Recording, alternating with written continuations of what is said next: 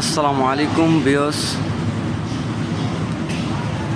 আপনাদের আজকে দেখানোর চেষ্টা করি আমাদের নতুন একটা প্রোডাক্টের নতুন একটা সাইট। সেটা আপনাদের পাঁচতলা একটা ফাউন্ডেশন বিল্ডিংয়ের।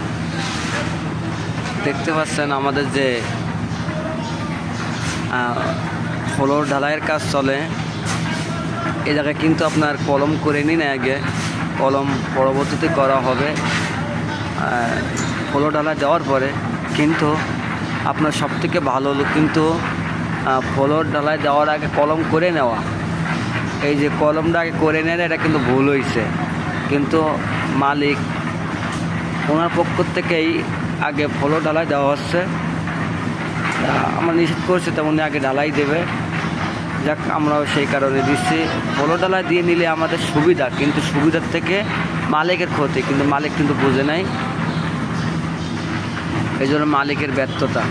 আমাদের কোনো ক্ষতি না, আমাদের আরও ভালো।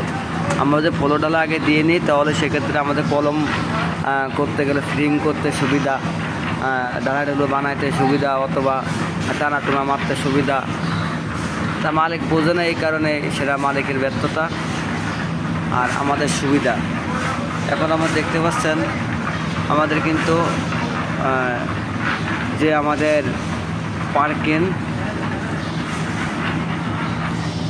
পার্কিং যে গাড়ি পার্কিং করার জায়গা ফ্লোর থেকে 1 ফিট নিচে আছে। আর যেটা আমাদের একতলার ফ্লোর, সেটা কিন্তু আমাদের 1 ফিট উঁচা। আমাদের কিন্তু নিচে যে পার্কিংয়ের জায়গায় ডবল জালি দেওয়া, 5 ইঞ্চি সেন্টার ডবল জালি দিয়ে আমাদের রড বাইন্ডিং করা হয়েছে। আমাদের পার্কিংয়ের ভিতরে কিন্তু যে আমাদের ট্যাঙ্কি আছে, সেফটি ট্যাঙ্কি, যে ময়লা ট্যাঙ্কি বলা হয়, সেটা কিন্তু পার্কিংয়ের ভিতরেই পড়ছে। আর আমাদের রিজার্ভ ট্যাঙ্কি কিন্তু দেখতে পাচ্ছেন যে সিঁড়ির নিচে দেওয়া হয়েছে আমাদের রিজার্ভ ট্যাঙ্কি। তো আপনারা যদি এভাবে করেন অবশ্যই সঠিক হবে। আর সবসময় যেন পার্কিংয়ের ভিতরে অথবা সাইডে আপনারা যদি ময়লার ট্যাঙ্কিটা ফেলাবেন, এটা খেয়াল করবেন। কোনো সময় যেন রুমের ভিতরে না দেন, তাহলে কিন্তু আপনার রুমের জায়গাটা অথবা মাইট যাবে, অথবা রুমের ভিতরে যে মুখটা রাখা হবে, সে মুখটা কিন্তু আপনার রুমের ব্যবহার করতে পারবেন ওইভাবে। আশা করি আপনারা বুঝতে পারছেন। আমাদের কলম দেওয়া